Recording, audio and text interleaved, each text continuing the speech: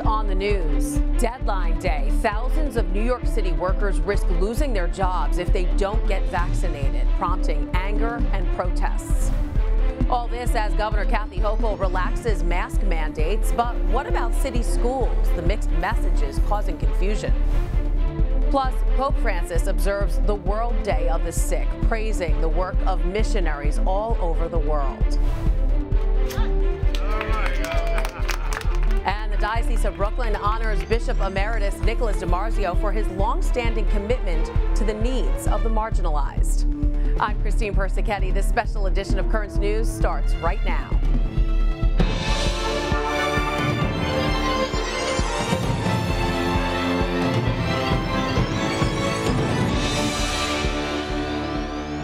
People hit the streets to protest mask and vaccine mandates as angry protesters converge on City Hall demanding their voices be heard. Thousands of city workers are set to lose their jobs for not complying with the city's mandate requiring workers get at least 2 shots of the COVID vaccine. Nearly 4,000 workers, about 1% of the municipal workforce, are at risk under the controversial mandate. Mayor Eric Adams has said he will enforce the terminations, but also notes that a vast majority have largely complied with the order. All this as the statewide mask mandate was lifted. Governor Kathy Hochul's message is we must adapt. The governor announcing Wednesday that numbers across the state are finally trending down, prompting her to scrap the controversial mandate that's caused some confusion in recent weeks. As for schools, it's wait and see. Currents News' Jessica Easthope has the story. The latest numbers and trends have New Yorkers hoping the worst days of the pandemic could be over for good this time.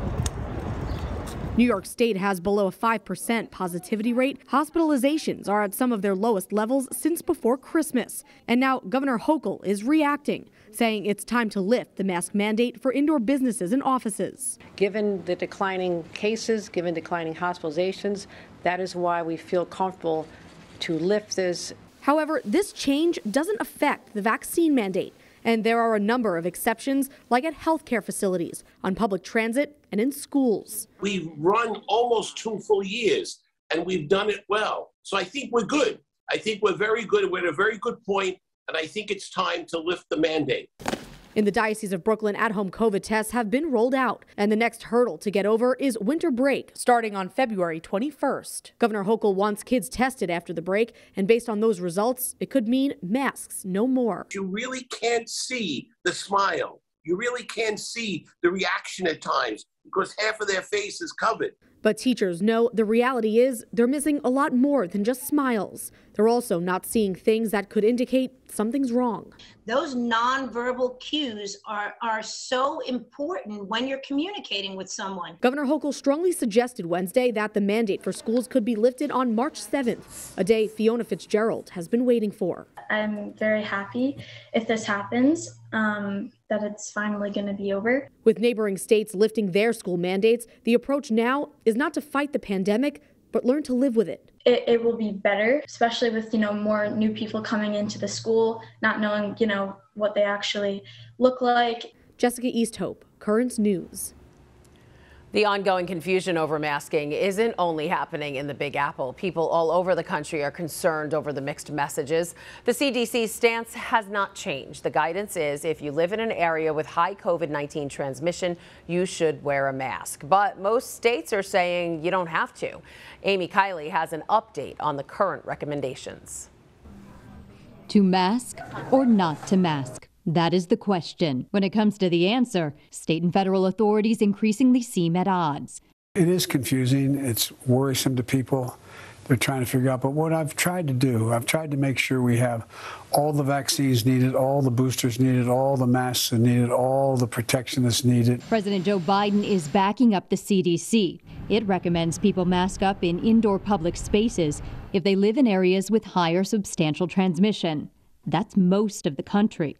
But only 8 states still require masks inside public spaces, and 5 of those say that'll change within the next couple months. We believe that through the Department of Health, through all the data that we have, that we're trending in an area that's going to be very safe for our local districts to make up their decision. The mixed messages leave a lot of people confused. In the end, the CDC mainly just offers COVID-19 guidance. not mandates. I think every state's got to make its decision. I'm Amy Kiley reporting. The crisis in Ukraine is escalating as the White House is warning of an immediate threat of a Russian invasion. According to the president's national security advisor, Jake Sullivan, an invasion could begin during the Olympics. Americans there are also being warned that they should leave within the next 48 hours. Sullivan says the U.S. is, quote, ready either way. President Biden is signing an executive order to free up $7 billion from Afghanistan's central bank for aid. The money is held in the U.S. and has been frozen since Afghanistan's central government fell last August.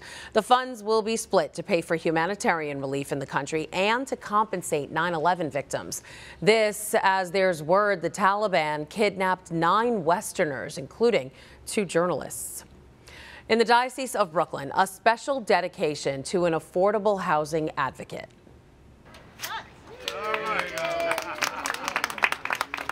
Catholic Charities Brooklyn and Queens renaming the Pierpont residence in Brooklyn the Bishop Nicholas DiMarzio residence. The agency says the move was in honor of Bishop DiMarzio's 18 years as an advocate for the poor, immigrants, seniors, and affordable housing. Monsignor Alfred Lapinto, the president and CEO of Catholic Charities Brooklyn and Queens, says his work is vital. His encouragement, his enthusiasm, and his involvement was critical to a growing HOC development. Well, truly, one of the major issues we face here in New York City and Brooklyn and Queens is housing. I mean, it's just not enough housing, enough affordable housing for people that want to live here. And we see people getting pushed out every day one way or another. So the more we could do to supply housing, the better we have for the future of the city and then for the church here, especially our own people. We don't distinguish just having it for Catholics. We make it available to everyone. And it's just a service that we really should do because housing is so important to life. Without housing, you really can't have family, you can't have a home, which is so important. The idea that people and families are being priced out of their own homes, out of their own neighborhoods, is of great concern. And that has an impact on our parish life because the people who make up the parish, the people who really contribute to the vibrancy of the life of the parish, they're finding themselves either having to move out or families are doubling up. It's a critical issue. The building is one of Catholic Charities' 23 low-income housing options for seniors throughout Brooklyn and Queens. Also happening around the diocese, parishioners are being asked to speak up about what they want for the future of the church. It's part of a synod process started by Pope Francis that hopes to reach lay Catholics around the world. In the Brooklyn Diocese, reaching everyone means meeting them where they are, and for some, that's online. Once again, here's Jessica Easthope.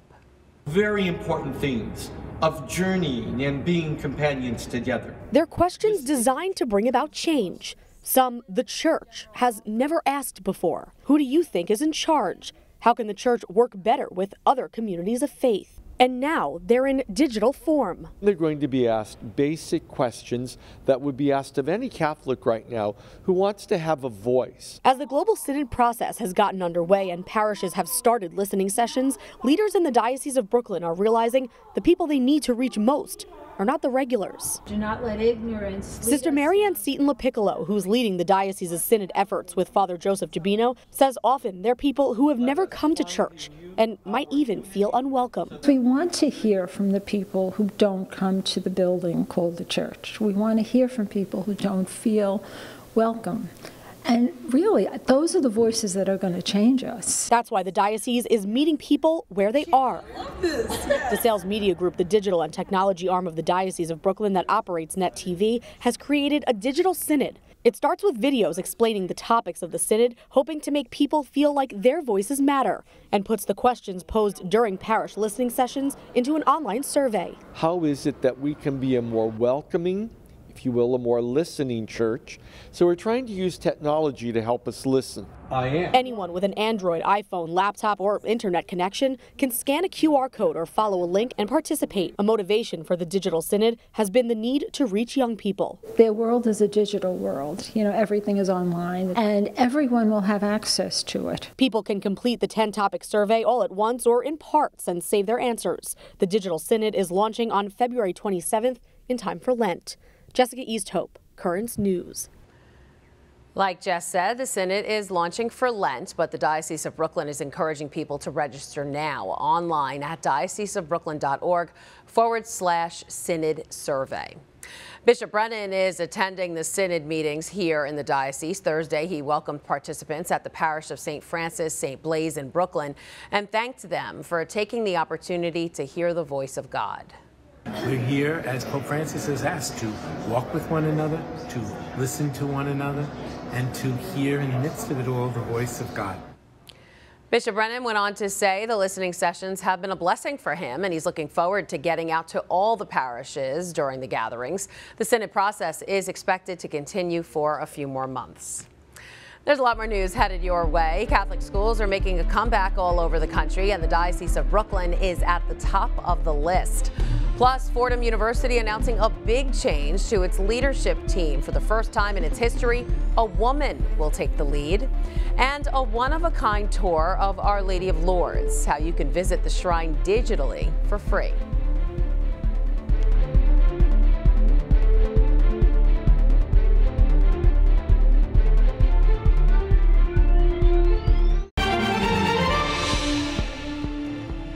After a difficult few years for Catholic education, there's some good news. Enrollment is up. Many Catholic schools are making a comeback in some of the largest dioceses around the country.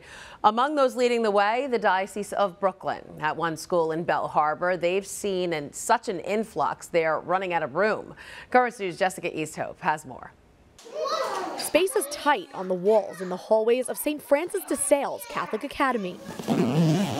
That's because it's been 20 years since the school had this many students. We've made great efforts in our diocese of trying to increase enrollment and, let people see the value of Catholic education here in Brooklyn and Queens. New data from the National Catholic Educational Association shows enrollment in Catholic schools nationwide is climbing back toward pre-pandemic levels. Enrollment this year is up almost 4%, and the Diocese of Brooklyn is near the top of the list, with elementary school enrollment growing 2.4%. St. Francis de Sales Catholic Academy had 569 students last school year. This year, there are 638. The interesting thing is how the enrollment has grown this year.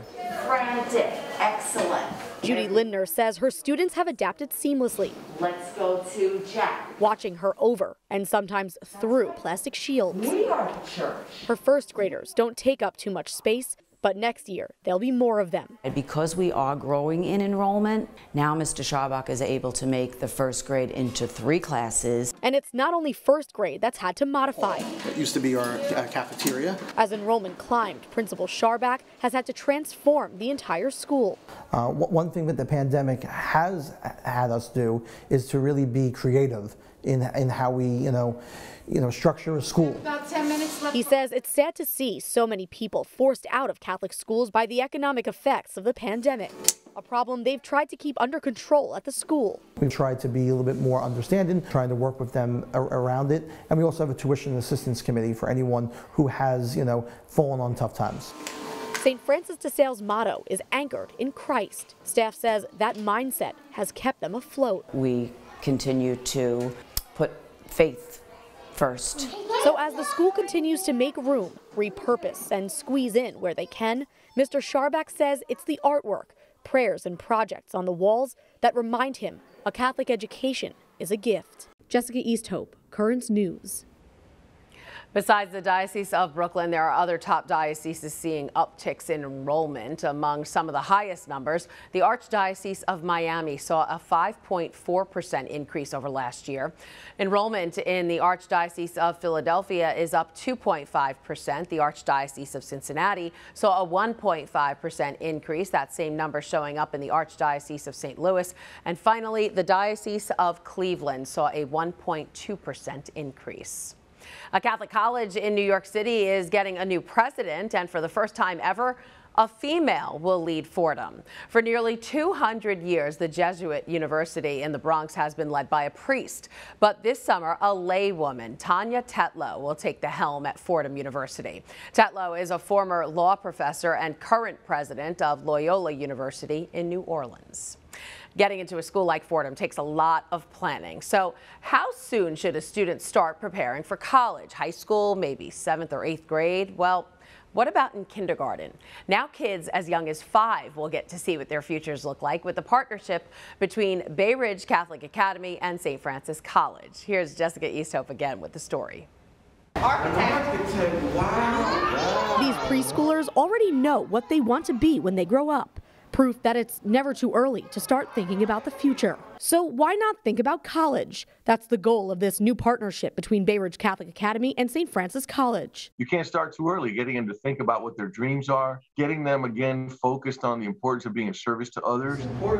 Educators from both schools say it's a win-win. Student volunteers and student teachers from St. Francis College will come to Bay Ridge Catholic Academy to run an after-school program, a summer science program, and teach foreign language classes to all grades. And students from Bay Ridge Catholic will get the chance to get on campus for field trips to science and communication labs at St. Francis. We are constantly seeking opportunities for our students to go out into the community to make a difference. This partnership allows us to do that. There is a whole thrust in college readiness, so this is a perfect opportunity. The unique collaboration is completely free, something new principal Gary Williams said was a dream come true. This is just a gift from heaven. Children are going to benefit from the role models that these students are going to serve to be, to have a clearer picture of what their future might be. Every single 8th grader at Bay Ridge Catholic got into the Catholic high school of their choice. But now this allows them to see the future of a faith-based education beyond that. Right? Why wouldn't we engage? It's an educational institution, a Catholic institution that shares our values. My view is to uplift all those communities. Students from St. Francis College will get their first chance to engage with the younger generation at Bay Ridge Catholic starting in March. 1, 2, Jessica Easthope, Currents News. Friday marks the Feast of Our Lady of Lourdes and what the Church calls the World Day of the Sick. The day highlights the plight of the ill and calls attention to healthcare workers and organizations. The Vatican organized a virtual meeting for the day where the Pope sent a video message. Questo tempo di pandemia ci sta insegnando ad avere uno sguardo sulla malattia come fenomeno globale e non solo individuale. The Holy Father also pointed out the inequalities in healthcare where some struggle to access basic medical needs, and he praised the work of missionaries all around the world. If you wanted to mark the Feast of Our Lady of Lourdes this weekend, you can from your own home. Using a drone and some digital skills, a pilot created a virtual tour of the French shrine. It's free and available online. Listeners can access both visual and audio guides with historical information as well as prayer guides and background information on the Rosary and other Marian prayers. Again, the virtual tour is free and available online. Just go to uheritage.com or to the Sanctuary of Lourdes app. Still to come on Currents News, Super Bowl Sunday is almost here, and one of the Cincinnati Bengals' biggest fans is joining us to talk football.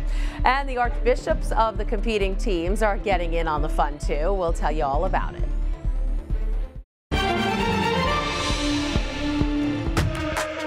Their prayers were answered. The Bengals are Super Bowl bound, and among their cheering squad are a group of Texas nuns. Amen, Sister Mary. That video went viral after the Bengals won the AFC Conference Championship game. Sister Mary Mediatrix, who lives in the Diocese of Corpus Christi, Texas, and her fellow sisters at the Society of Our Lady of the Most Holy Trinity, obviously pumped for the big game. I spoke with her ahead of the Super Bowl about that viral video and about how a Texas nun came to root for a Cincinnati team. Well, I mean, that overtime was a pretty dramatic finish. So when the Chiefs won the extra, to receive the ball, I was like, this game is not over. So we just kept stepping up our prayers, praying to the angels to help the guys out. And then when that interception came through, it was just unbelievable. I was like, okay, that's it. We're going to win. And so just the ecstatic response at the end. And it was pretty fun to see all the sisters get excited too. I mean, 2 of us are from Cincinnati. But then the whole crowd got involved, and we're all emotionally excited for us, too. Yeah, that's awesome. I was going to ask you, you live in Cowboys country. How are you a fan of the Bengals, but you're from there? So how did you get those other Texas nuns to put on those Bengals jerseys? I think just our joy and excitement, you know, in that situation, that fraternal charity and the spirit of it all. I think they just saw how happy we were, and so they just wanted to join in that. And so now they're all excited to watch the game with us on Sunday, too. You know, the Bengals are considered the underdogs this Sunday. They've never won a Super Bowl, and it's been decades since they've gotten to one. But they persevered. You know, we can all learn something from them, right? Right, exactly. And that's one of the things I've been thinking about with this team that's just been something to admire is just they're steadfast, one game at a time, living in the present moment and persevering. And, you know, those are just virtues applicable to our own life and our spiritual life too. Just like every day we do our daily duty, you know, and follow the will of God. But when you hear Joe Burrow and some of the different interviews, it's like, we just want to win the next game. You know, it's not reaching down the road, but one game at a time. Speaking of Joe Burrow, my husband's a huge sports fan. He told me today, he's like, he's so calm under pressure. I mean, he's so young. He's 25 years old. He's an Ohio native. This was really his first full year as quarterback. So what do you think of him? Right. Oh, he's just a great guy, and we're happy to have him on the team. And it is kind of neat to see that he is from Ohio. So even before he was signed, people were just cheering for Joe to join the team, and they've been welcoming him from the start. And I think, again, that's another attribute to this team is just the fraternal spirit of the team. And you see how the guys, Joe said on an interview recently that he can sit down and have lunch with anybody on his team and enjoy a good conversation. And I think that plays out on the field then, that they've got each other's backs and they're one with each other. You know, in our SALT community, we serve as priests, sisters, and laity as a team to do our missionary work. And so it's kind of like another virtue that we try to embrace and live out. And you see it on the football field, and then it's successful for them. So praise God. So you have something in common with Joe Burrow. Yeah. As I'm sure you're aware, in 2019, the Bengals had a 2-14 season, and now here they are headed to the Super Bowl. So do you have any advice for New York football fans? You know, how do we keep the faith? I know, especially for Jets fans, is there a certain prayer we should be saying? Well, someone mentioned to me yesterday that the Bengals and the Jets had the same odds of winning this year, and look at where we are. So, I mean, with the different elements, there is, you know, that come together to make a winning team and a combination. It is backed by prayer because all the glory goes back to God, and all the gifts and the talents of the guys on the field, it goes back to God. So just keep hoping, and look at here we are, how many years later, but never winning a Super Bowl, but hopefully we will this weekend. That was Sister Mary, Mediatrix from the Society of Our Lady of the Most Holy Trinity. You can learn more about the sisters and their missions from their website, SOLT.net. And Sister Mary isn't the only one excited about Sunday's game. The Archbishops of Los Angeles and Cincinnati have a Super Bowl bet. The friendly wager between Archbishop Jose Gomez of Los Angeles and Archbishop Dennis Schnurr of Cincinnati involves sweets and baked goods. If the Rams lose, Archbishop Gomez will send baked goods from LA's Porto's Bakery to Cincinnati. If the Bengals lose, a crate of Grater's ice cream will be sent to the City of Angels. Both archbishops are also donating money. They gave $1,000 each to the Catholic Education Fund. The winning NFL team's archdiocese will receive 60% of the pot. And the archbishops are encouraging you to get in on the fun. Just go to bishopsbiggame.com and click Give Today in the upper right-hand corner. Your donation will be made in the name of the team you're rooting for. So good cause there. And that's it for this special edition of Currents News. I'm Christine Persichetti. Thank you for joining us because we are putting your faith in the news. Hope to see you again next time.